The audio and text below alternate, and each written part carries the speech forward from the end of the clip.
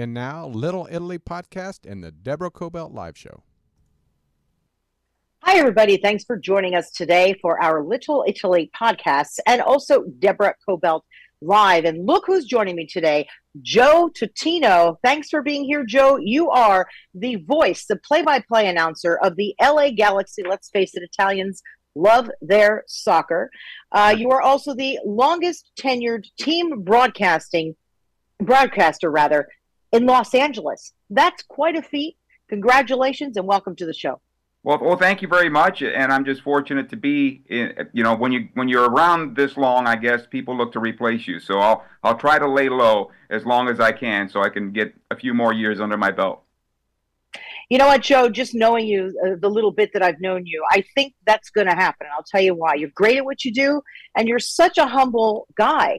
It's really incredible. But to be the longest tenured team broadcaster, we're talking Los Angeles here. Yeah. That's quite impressive. So I always like to dial back, especially for our Little Italy podcast, about you and your life and growing up in an Italian household. Will you tell us a little bit about that?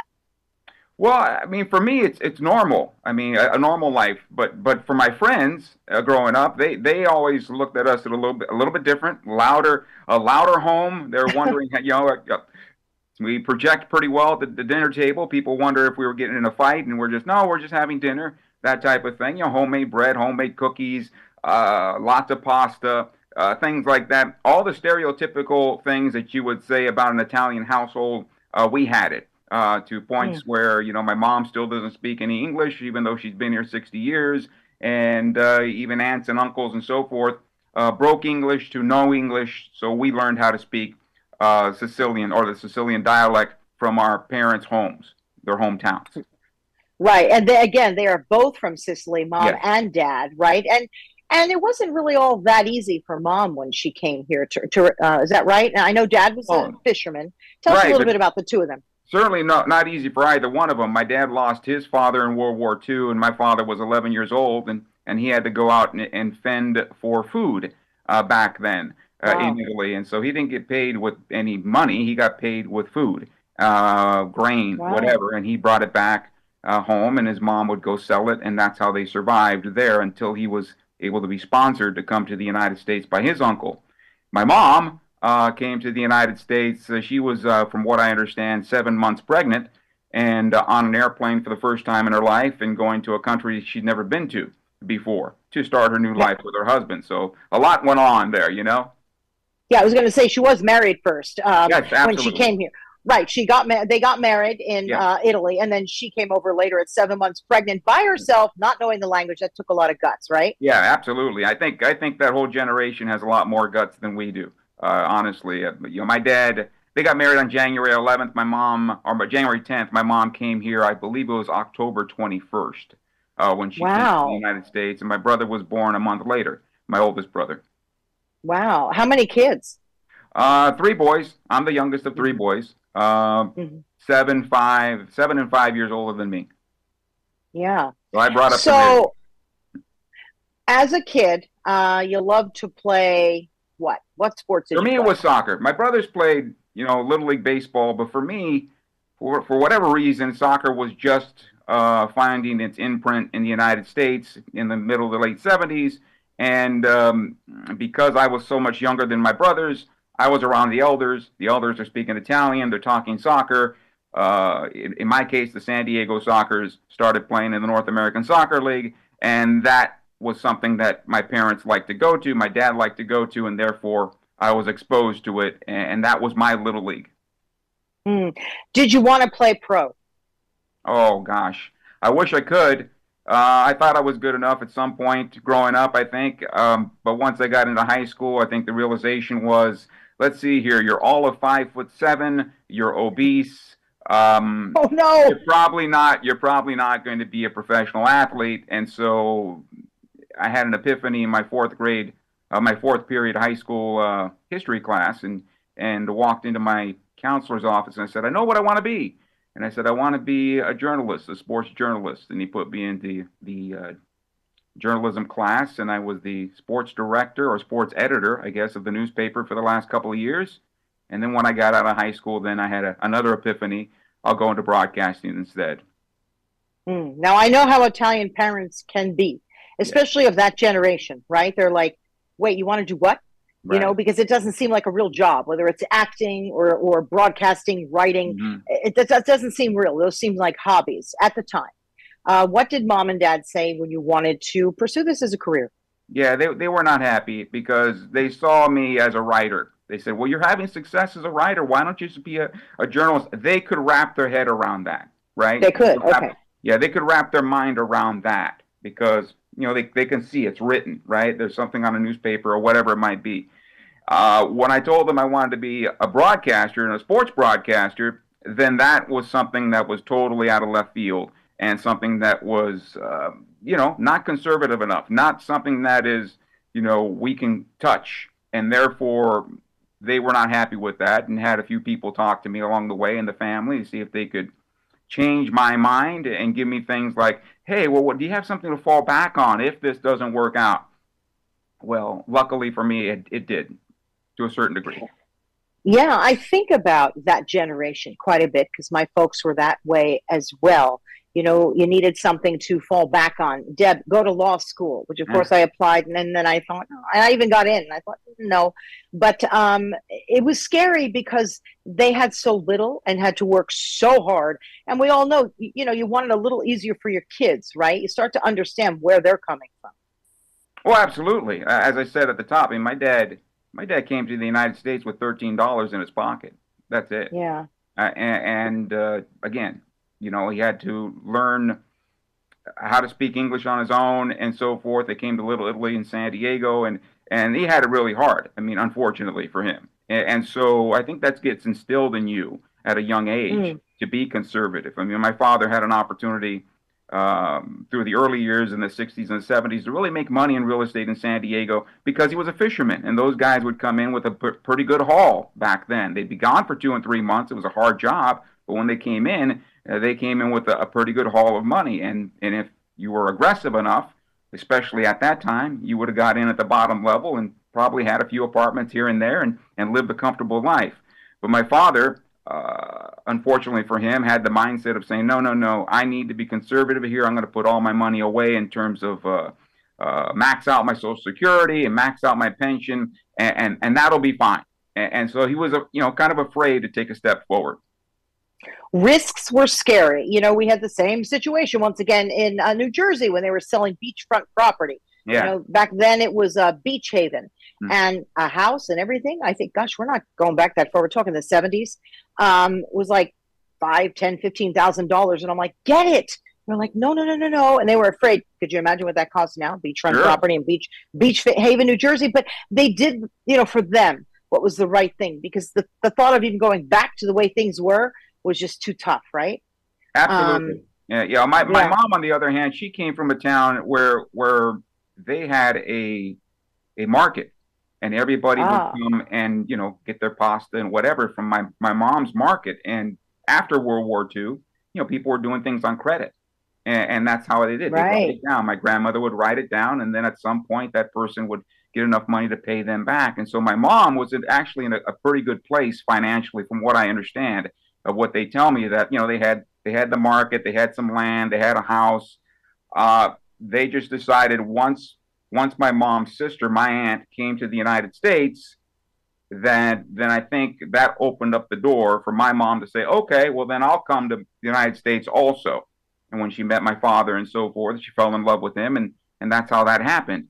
And Yeah. so it's two different roads, two different roads. My father was some serious poverty, unfortunately. My mom was kind of in a better place, Mm. growing up.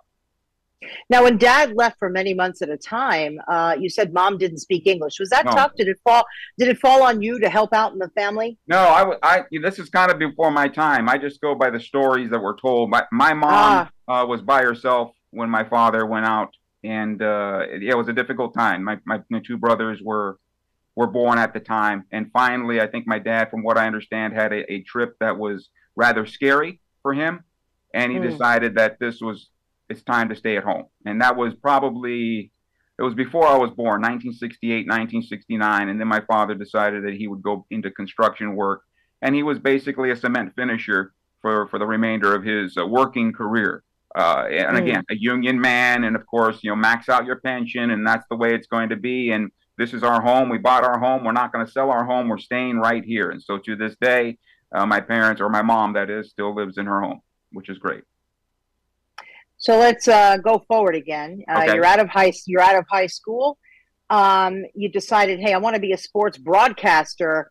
And gosh, the rest is sort of history. You started young and you just kept pedaling from there at a pretty fast pace. Take us there. Well, like I said, out of high school, I saw a commercial for Columbia School of Broadcasting out of Hollywood, and I felt that I can do this. I felt that I see the games, football games, soccer games, I see them developing ahead of what's going to happen, and then I thought that maybe I could be that broadcaster. And so I called the satellite campus in San Diego, and the director of the school happened to be a friend of my brother's, so that was my in. And I went to Columbia School of Broadcasting. And, those type of schools, unfortunately, are not around anymore in the state of California. But while I was there, I got an internship at the NBC affiliate in San Diego, at what was Extra News Talk 690 in San Diego, and with the San Diego Sockers team at the time. And they allowed me to do play-by-play into a tape deck as part of my internship. So that's how I was cutting my teeth. And then 6 months into my internship at the radio station, I got hired as the morning news producer. And 6 months after that, I finished the program at Columbia School of Broadcasting. Wow. And then what? Right after that, after being a news producer?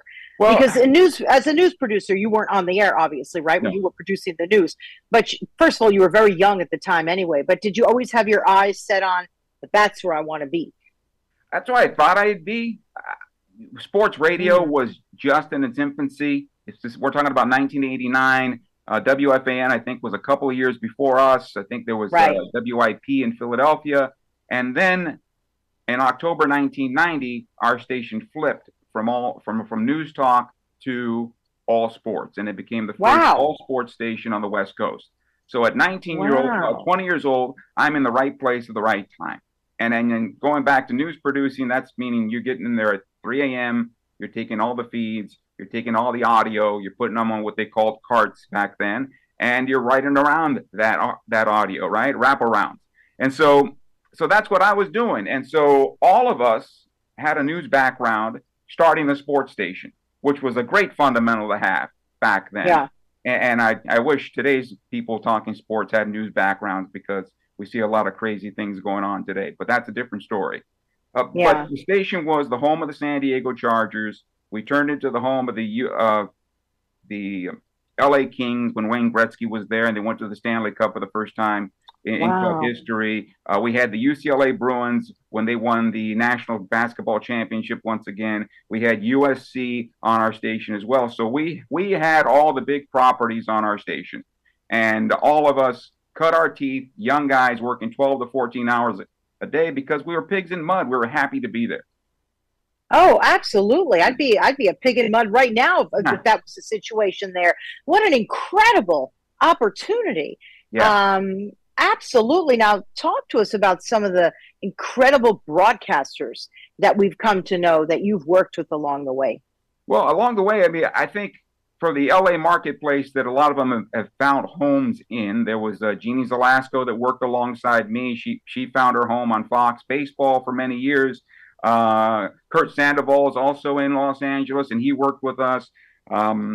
Steve Mason and John Ireland, who are still on the air at ESPN Radio in LA, they started out on my station as well. Brian Kilmeade started out on my station. You know him from Fox News Channel as well. Right. And so those are the people that I worked alongside of along the way, and people that are with me as well was a name that old-time broadcast people will know, Chet Forty, who was the original director of Monday Night Football, as well as ABC's Wide World of Sports.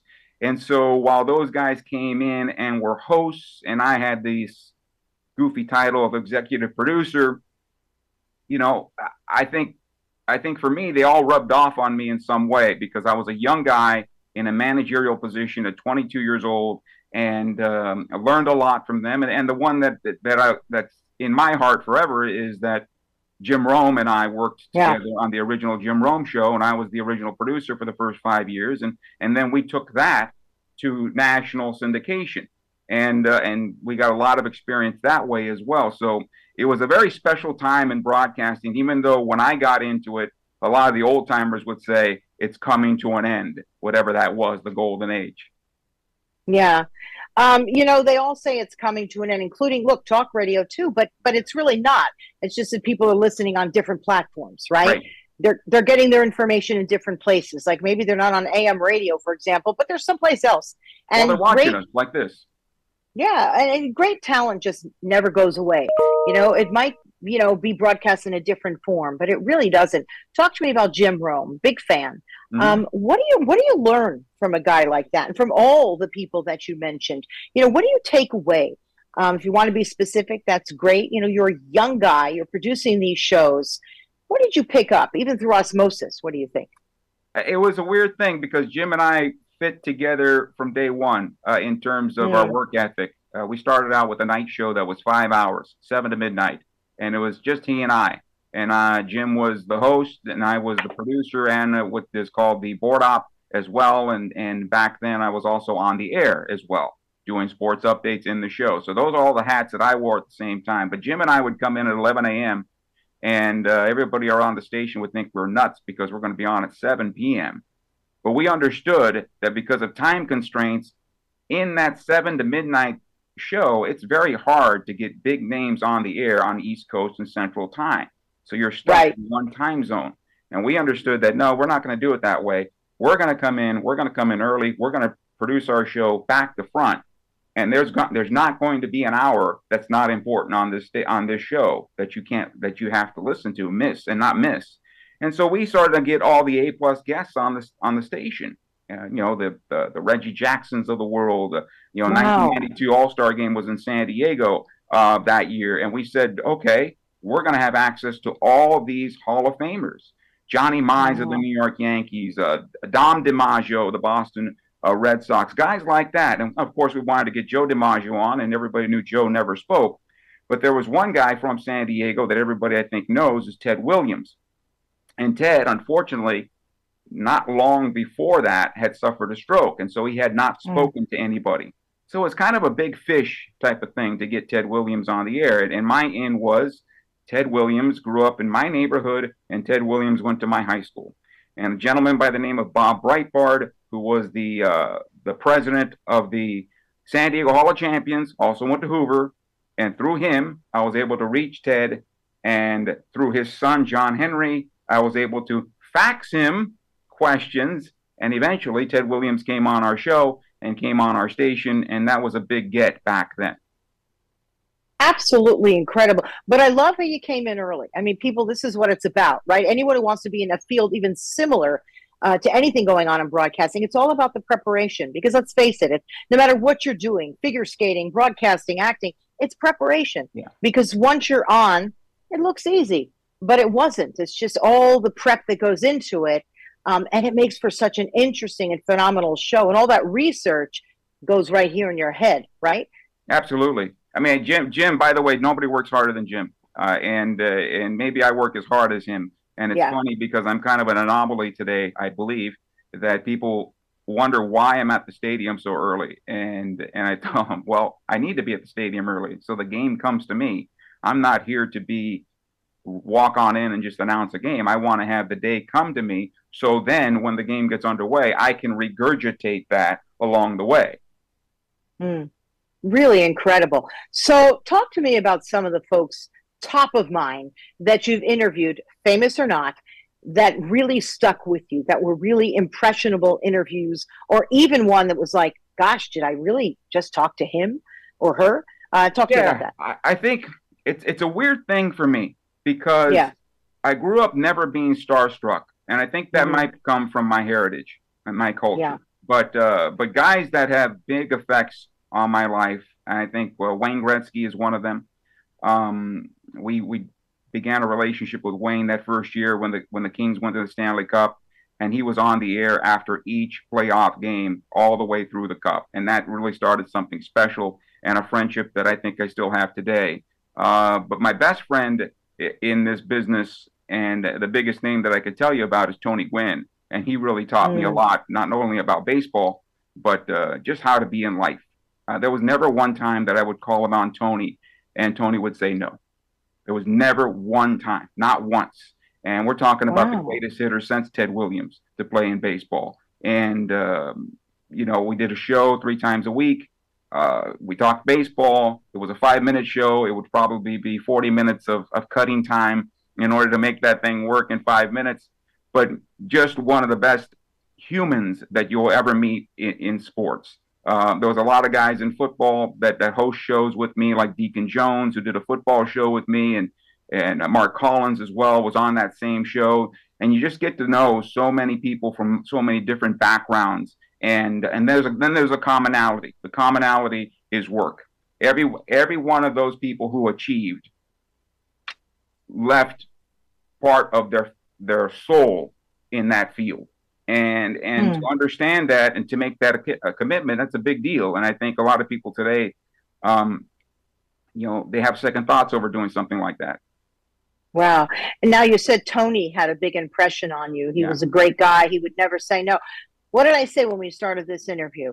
You have such a terrific reputation, not just as a broadcaster, but as a person. You're the same way. When we spoke off camera, you said, no, we're going to make this happen. We're going to make it happen, whatever it is. So I do think he rubbed off on you. So well done, I will say to you, Joe. Well done. Well, thank you. I'm just lucky to have been around some very good people, and those people rubbed off on me. Starting with my dad and my mom, and obviously my brothers. But in the industry, I've been lucky to be around some of the greats that at the time I didn't realize who they actually were. But afterwards, you realize that you've been fortunate to be around them. Soccer in this country isn't exactly like the Super Bowl, right? Right. How can that change? Because I love soccer, or frankly, it's called football. It's called football elsewhere, but here we call it soccer. How can we get it to the status, or can we, of football in this country, or baseball? Can that happen? Well, I think it might over time. I don't think it'll be the National Football League in this country, and it may not even be college football in this country. Right. But I think it's in a good place. We talk about demographics and to try to beat our chest of where they are, but among the young demographics, 12 to 24, soccer in this country is doing very well. I think what they need to do is be able to capture them as they get older, when they get to the 25-54 number, and capture them to make that their loyalty selection. And we still have a way to go, because not only are we fighting the other sports in this country, we're also fighting to be credible among the biggest leagues in the world. And those are all available now on any platform, any television station, whatever it might be. You can see the Premier League, you can see the Serie A, you can see the Bundesliga, you can see La Liga. So in Major League Soccer or American soccer, we have to elevate ourselves to that style of play.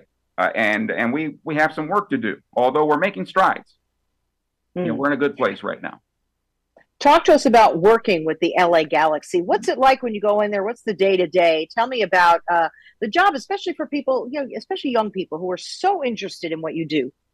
Well, I think today we have groups of young people that are just busybodies working on everything from the social channels to the foundation to marketing and to ticketing and just kind of working all together. And it's great because you see about 25 to 35-year-olds all working together, and it's a pretty good group that the Galaxy has. And for somebody like me to walk in, it's always an interesting thing, because I bring in older fundamentals, right, of where I come from, traditional broadcasting, and I bring it in, and then I'm kind of like the older statesman in there. I hate to say that, because that's a bad word today, but when I walk in there, I look at what they're doing, and I'm always asking questions. Why are we doing this and why are we doing that?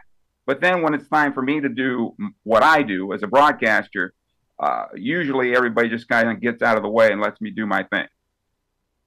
Because you can't replicate it. The talent is there, and it doesn't matter if you're 25 or 55. It's always there. So you're right. Those young people will step out of the way and just sort of watch what you're doing. You mentioned ageism a little bit. Not that you use that word, but I'm hoping it's kind of going by the wayside a little bit. At least I think so, because I go out to do certain types of work, and they're like, "Yeah, come on in." And I'm hoping that that's the case. What are your thoughts? I hope so, but I think it's been a young person's business for a long time, especially Hmm. on television, unfortunately, or fortunately for the whatever you want to look at it. I think I think in my case, I look to continue to grow and be better at what I do, and embrace whatever's coming at me. Yeah. Obviously, our business is changing; it is transitioning in a big way. And for me, I look at it and say, okay, I don't take it as a challenge; I take it as an opportunity, and to want to embrace it Mm. and to say, okay, it's moved over here. Okay, well, that means I need to move over here, and that's fine with me. Now, what it does for a lot of the older audiences, unfortunately, as we're getting into a lot of app-based programming, a lot of the older audiences that were used to having a channel 10 or a channel 15 or a channel 205, they don't know where to go. They don't know where to No. start. And I feel bad for them because they feel like they're being left behind. No, I can see where it's difficult, right? Because even smart TVs, right? If you don't Right. have a smart TV now, it's like, how do you even get your stuff? I suppose you could have the cable box, but Right. even they're doing away with that stuff. So Right. it does get confusing. I mean, I remember my parents, they were confused with an ATM card. It just is what it is, you know? No, they were. The Well, ATM card was like, we a how quick can, wait, story. how did money come out of a machine? I don't understand this. So they would still go into the bank, right, and get their money and put Sure. it in their pocket. But I get that, right? I really do understand it. The whole app based thing, you're right. I'm not quite sure how to handle that with people who are a little confused with new technology. Maybe their kids, grandkids can help them. What were you going Right, to say? and that's the way it was. I mean, when I was a child, I was the human remote control. My dad would call my name, Joe, and I'll be out playing with my friends, and when you run inside, hey, change the channel, and you change the channel until your dad saw something he liked, and it's usually a spaghetti western, and then you can go back outside and play. But that's how it was. Yeah, come on, kids. Be nice to your parents and grandparents, please, because someday you're going to be there. You talked about your dad. Let's Yeah, dial it back sure, to mom, right? You're a good Italian son. You help mom still, yeah, right? You help her do what it is that she needs to do. I did the same thing with both of my sure, parents. good for you. It's a tough place to be sometimes, but you wouldn't have it any other way, right? Yeah, it's you know what? When my dad passed away about 18 years ago, it was a tragic accident for us, and all of a sudden, you just find yourself in a situation. You look and you say, okay, my mom doesn't speak any English. She doesn't drive anymore. I'm the young one. I'm the single one. Without saying anything, this is falling on me, and I understand it.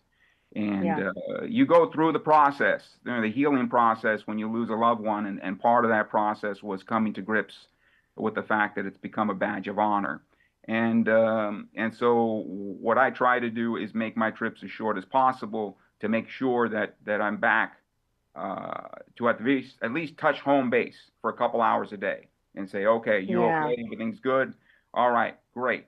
Spend a couple hours a day, have an Italian version of dinner, which is usually early afternoon, and try to keep that a low calorie count, and make sure she's fine, and whatever bills need to be taken care of, grocery shopping. Every week we go see my dad at the cemetery, and while that became a chore early on, later on it's more like, no, we have to do this because I understand what the value is.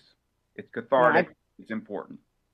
It's a blessing, is what it Yeah, is. And as I said, I was there doing that with both my parents. My mom passed first. She had an accident. Dad then came to live with us. And until his last day, we took care of him. And it was not always easy, but it was a sure. blessing. I wouldn't have had it any other way. I also think it's Italian, right? It It's is. very Italian. A lot of people want to put their parents someplace else. I'm like, no, you're coming to stay with us. And I know she doesn't live with you, but No. she's close enough where you go and check in She's on her. 10 And I minutes love away that. from me. Yeah, she's 10 minutes away from me, and that's probably the reason why I still stay where I am. Um, Yeah. Even though it'd be smarter to move and do something better for myself, but I think it's important for me to be close right Yeah. now, especially now. She's 87 years old. God willing, in November she'll be 88. If you're paying attention, you understand your parents are slowing down, and you need to Yeah. make sure that you're okay. Yeah. Better for yourself? I don't know about that, Joe. You're the longest running Uh, guy, right? Come on. So I'd say you did pretty darn well. Anything that you want to say to our audience, to some young people who want to be in your shoes, to the people who watch you all the time and are big fans. I mean, I had some people texting me today saying, "Oh, you're having him on." They were so excited to have you on. Well, you're very gracious and you're a great liar. Thank you very much. No. But to young people who are getting in this business, and I've said this to a few of the Galaxy fans who have their own little podcasts and so forth, and I said this to my staff along the way, is that be authentic, be who you are. And I'll just go from the sports side of things. Everybody wanted to be Chris Berman. And all the young Right. guys would take his catchphrases or whatever it would be and so forth. And eventually you have to understand that you can't be somebody else better than somebody else. The only one you're going to be good at is yourself. And that takes a little time. It takes repetition to find your voice. And that's what I would say to anybody, a young person getting into this business. Never stop learning and never think that you've learned it all. The only thing I can say to Galaxy fans is that I wish I could be better for them. Oh, I would say you're way better than better for them. So what an incredible thing to say. I'm just going to put you on the spot here. Last night, did you watch LeBron? I watched the highlights. I did. I caught it when I heard he was closing in, and I said, okay, let me watch and see let's see history happen. And what I love to see is the fact that Kareem Abdul-Jabbar was there, and that's the one thing that he was able to pass the baton, and I love that. And I think it's such a special moment. And in the NBA, I think when you look at LeBron James, you say, okay, this is the right person to take this mantle, right? And that's the way I look at it. Incredible. And there were his two sons watching him and cheering him on. And you're right about Kareem. He was so gracious as he stood there and congratulated LeBron. I just love seeing that moment. Sports are sports, whether it's soccer, basketball, baseball, we love them all, right? And of course, the football, of course, is coming up, the Super Bowl. Right. I love all of them myself. So, gosh, you've been such a wonderful, wonderful guest. I so appreciate you taking the time because I know you're taking off very soon to go to work. But thank you very much for having me. And you've worked through some calamities to make all this happen. So I appreciate that. And one other thing that we've talked about on the phone, if I can introduce the topic, is please. Let's every other culture supports their own. And I would hope that at some point the Italian culture in this country, because as much as we say we're Italians, people in Italy look at us as Americans. We are Italian Americans, and I would hope that the Italian American community in the United States will understand that and support the Italian American community, because it's easy to be forgotten. Yeah, and we also spoke about, support one another. If someone is doing something you would like to do, or someone is doing something that you think is extraordinary, support it. So I know exactly what you're saying there, but could you elaborate a little more on that? I just think that we've my personal experience is, and then maybe this is an anomaly, my personal experience is that we have a lot of people that we come in contact with in our community, in our culture, that admire you from afar and maybe take some wins because they know you, and then close by they don't seem to be willing to have the same type of respect, the mutual respect. And for me, I think it's important to mutually respect somebody, to see the whole and feel the whole. And so if we have an opportunity to lift somebody else up to where we are, or maybe even push them further than where we are, I think we should do that. It makes you a better person. Yeah, I mean, I've had some experiences myself, within the Italian American community that I thought would have been so supportive, and sometimes it is, and sometimes it's not. So I hear you, and I think you're right about that. If I support you, it's better for me. You support me, it's better for the next one. It's like, just bring it back around. It's all good. We're all in it together, right? As Italian Americans. Yeah, when the little Italies were little Italies, that's what those communities did. We should do it again. Absolutely. Absolutely. I look forward to seeing you again, Joe. I really do. Congratulations on all your success, and stay in touch. And one of these days, I'd love to go with you and see what you do there at the Galaxy. I think that would be great fun. I would enjoy it. Thank you. Thank you very much. And I hope I don't bore you when that day comes.